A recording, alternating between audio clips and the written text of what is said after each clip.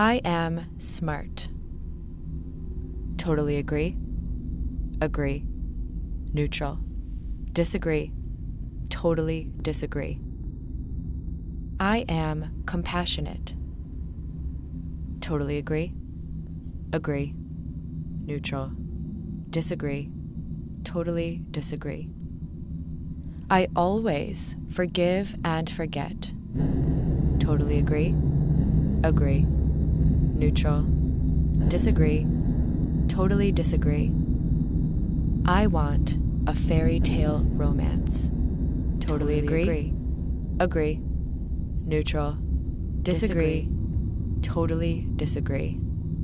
I want a gazillion dollars. Totally agree. Agree. Neutral.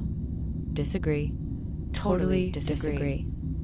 It hasn't been the same since he's been in the picture.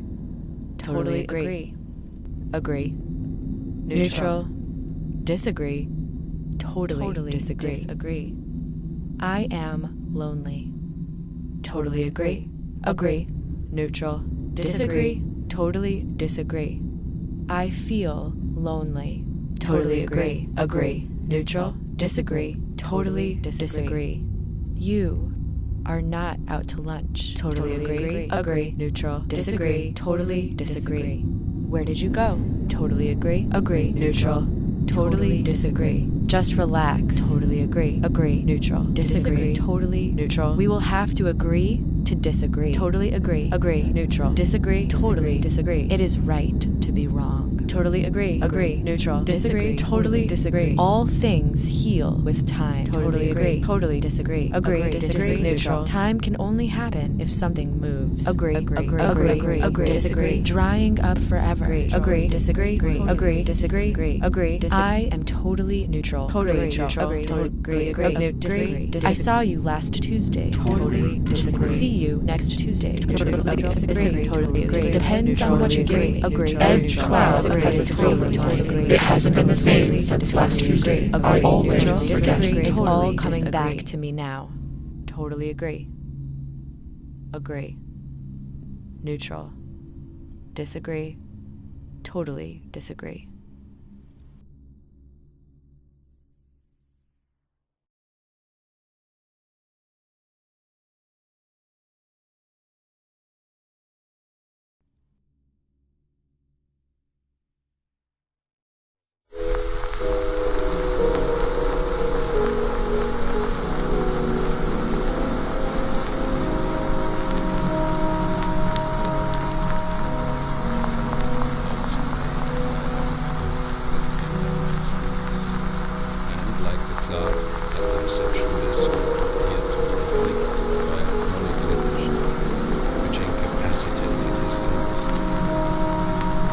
Preceded us up to the third floor with our two lightweight suitcases, he found it increasingly hard to climb the stairs. And like a mountaineer negotiating the last difficult ridge before attaining the summit, he had to stop several times for a rest, whereupon we too waited for a while, a couple of steps below.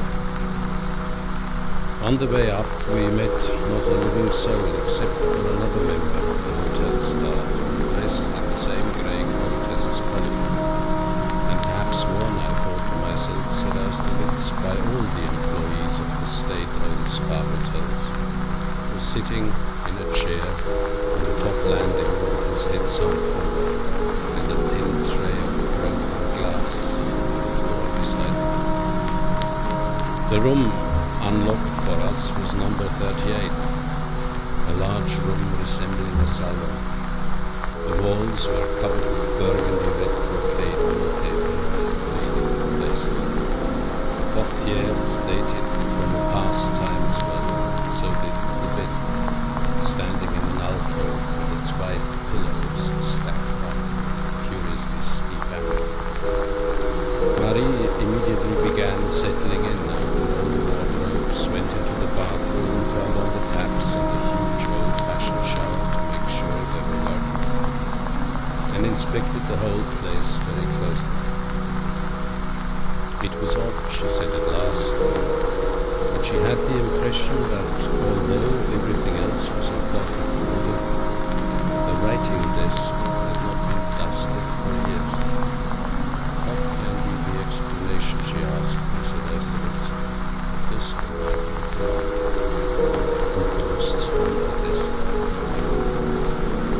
I don't remember what I replied, said Austerlitz, but I do recall that as we sat together by the window for a couple of hours that evening, Marie told me a great deal about the history of the spa, the forests which still cover the valley.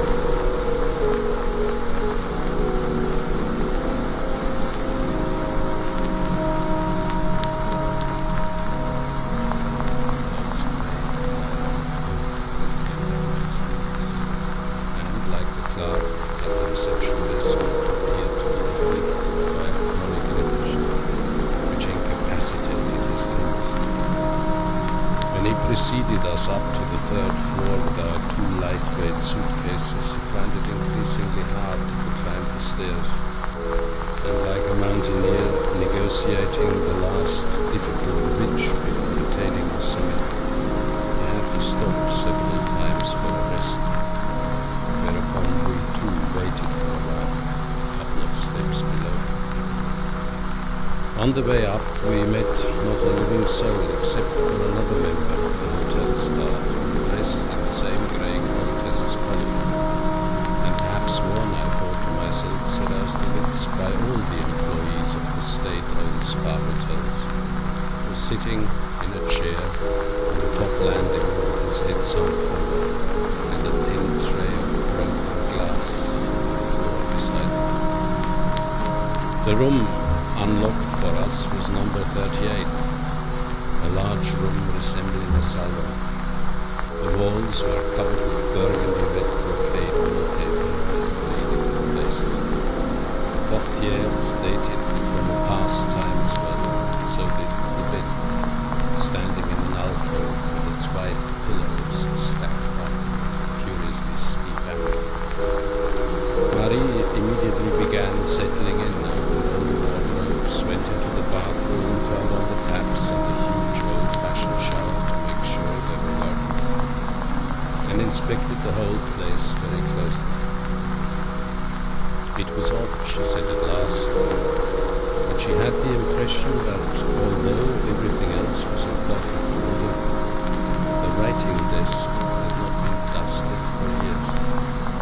What can be the explanation, she asked Mr. Austerlitz, of this who ghosts on the desk?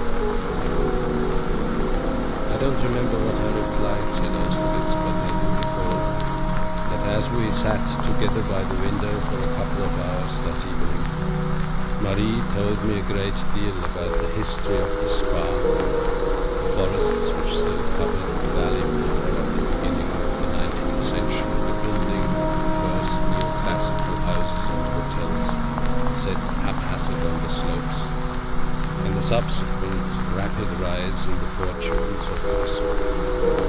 Architects, masons, decorators, tin and locksmiths, stucco builders came from Prague and Vienna, and from all corners of the empire, many of them from as far afield as the Veneto and Lombard. One of Prince Lobkowitz's court gardeners began to turn what had once been woodland into a landscape park in the English fashion, planted rare native trees, laid out lawns surrounded by bushes and shrubs, avenues, arbor walks, and pavilions from which to admire the view. More and prouder hotels constantly rose from the ground, and so did assembly rooms, baths, reading rooms, a concert hall, and a theatre where all manner of eminent artists were soon.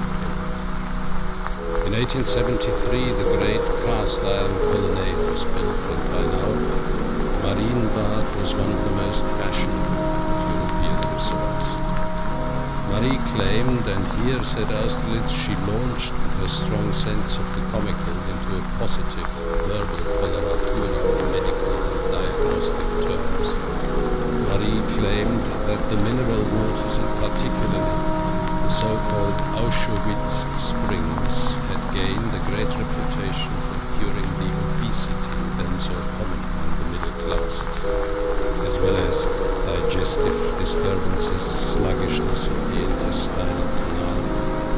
the stoppages of the lower abdomen, irregular menstruation, cirrhosis of the liver, disorders of bile secretion, gout, hypochondriacal spleen, diseases of the kidneys, the bladder and the urinary system, glandular swellings and scrofulous deformities, not to mention weakness of the nervous and muscular systems, fatigue, trembling of the limbs, paralysis, mucus and bloody fluxes, unsightly eruptions on the skin and practically every other medical disorder known to the human race.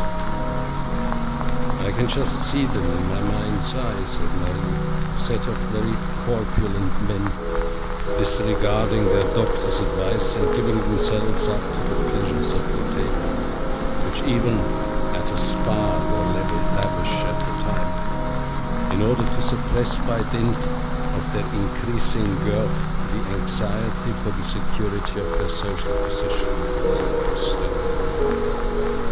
And I see other patients, most of them ladies, rather pale and sallow, deep in their own thoughts, as they walk along the winding paths from one of the little temples which house fountains to the next, or else in elegiac mood watching the play of the clouds moving over the narrow valley from the viewing points of the Amalienhöhe or Schloss Miramont. The rare sense of happiness that I felt as I listened to my companion talking, said Austerlitz, paradoxically enough gave me the idea that I myself, like the guests staying in Marienbad 100 years ago, had contracted an insidious illness, and together with that idea came the hope that I was now beginning to be cured.